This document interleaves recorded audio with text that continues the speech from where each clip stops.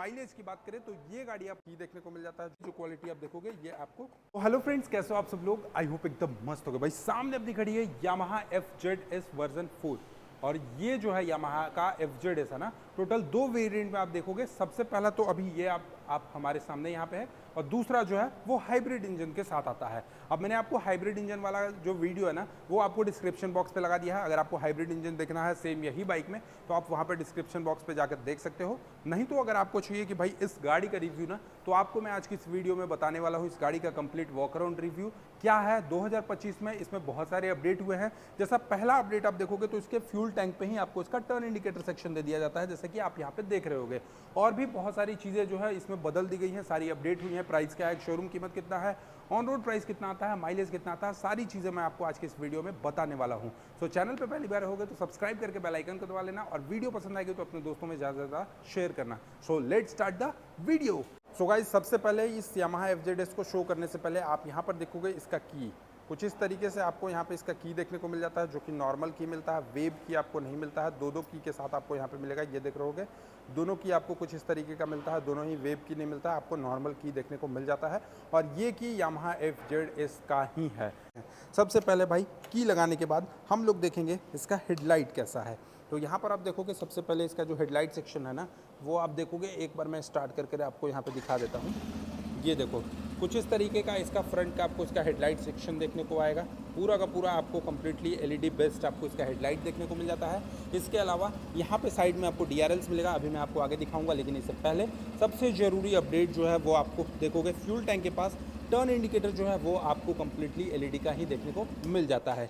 इसके साथ साथ हेडलाइट के पास आप देखोगे कि यहाँ पर आपको दो DRL टाइप्स के ऑप्शन आपको कुछ इस तरीके से मिलते हैं। हाई बीम लो बीम करने का ये हो गया, यहाँ से बटन से आप कम्प्लीटली इसको कर सकते हो। इसके अलावा अगर मैं आपको यहाँ पर दिखाऊँ तो ये देखो कुछ इस तरीके से आपको यहाँ पर कम्प्लीटली DRLs मिल जाते हैं।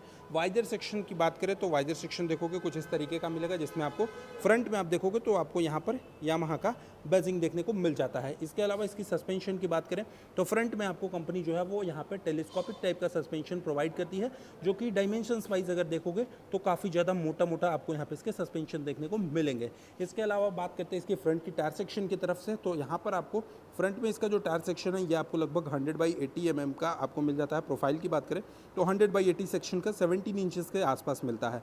17 इंचेस का ट्यूबलेस टायर कंपनी ऑफर करती है, जो कि आप देखोगे एलॉय सेक्शन आपको ऑरेंज कलर में मिलेगा, जो कि काफ़ी शानदार लगता है। इसके अलावा इस गाड़ी में आपको सिंगल चैनल ABS भी मिल जाता है, जो कि अभी आप बी रोल्स पे एक वीडियो जो चल रहा है वो आप देख रहे होगे।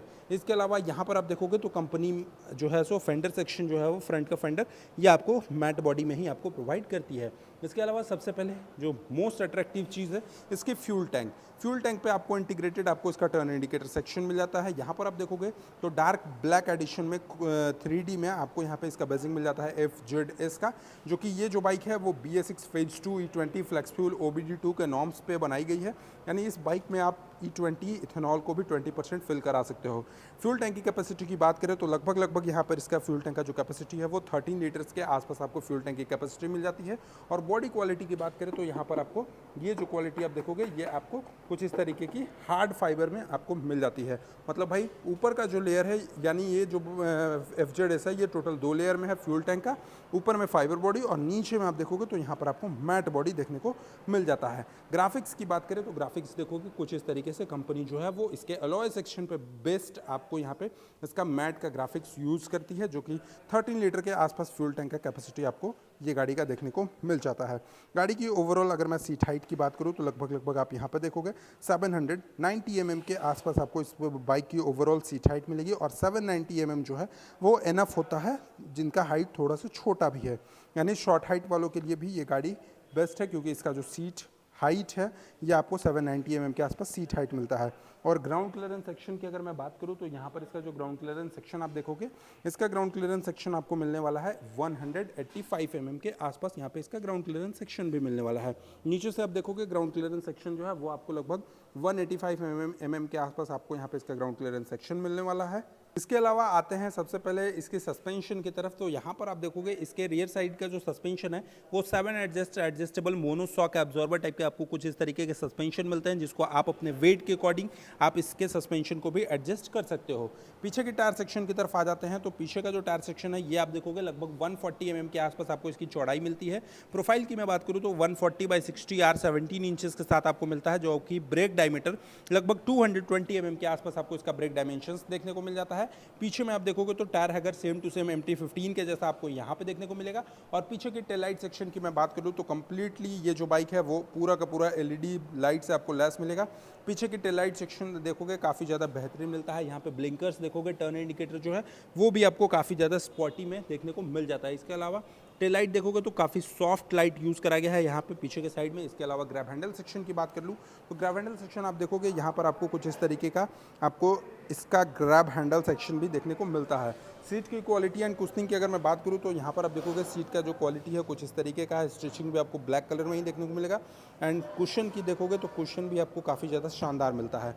कंप्लीटली यहाँ पे जो बॉडी कलर्स है वो आपको मैट कलर में देखने को मिलेगा। और सबसे बड़ी चीज़ ना, आपको मैंने इसका कलर नहीं बताया। अब आप लोग गेस करके बताओ कि भाई ये जो FZ की ये जो कलर है ये कौन सी कलर है। और अगर आप लोग नहीं बताने पाते हो तो मैं बताता हूँ, आइस फ्लू वर्मिलियन कलर इसका नाम रखा गया है। आइस फ्लू वर्मिलियन कलर इसका नाम रखा गया है। ये आइस फ्लू वर्मिलियन कलर का आपको ये गाड़ी है। इसके अलावा सबसे मेन ऑफ द पॉइंट भाई जो बाइकों की जान होती है, इंजन कितना है इसका। तो सबसे पहले इंजन को बेहतरीन रखने के लिए इंजन प्रोटेक्टर आपको लगा के रखा गया है, जिससे आप ग्राउंड क्लियरेंस वाले सेक्शन में जाते हो तो कहीं नीचे में गड्ढा वड्ढा आ जाए या फिर कोई पत्थर उथर आ जाए तो उससे आपके इंजन को डैमेज ना हो।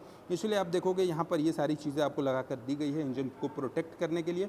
इसके अलावा इंजन की मैं बात करूँ तो यहाँ पर आपको 149 cc का 4 stroke single cylinder air cooled engine लगाया गया है, जो कि भाई पावर प्रोवाइड करती है 12.4 PS की। और लगभग ये जो बाइक है ये टॉर्क प्रोवाइड करती है 13.3 न्यूटन मीटर की।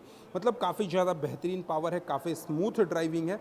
और माइलेज की मैं बात करूँ तो अभी मैं आपको आगे बताऊंगा कि आखिर ये बाइक जो है वो कितना माइलेज देती है। इसके अलावा देखोगे तो total 5 speed top gear box के साथ मिलता है। साइड स्टैंड इंजन को टॉप सेंसर मिलता है। इसके अलावा ड्यूअल स्टैंड भी आपको यहाँ पे मिल जाता है।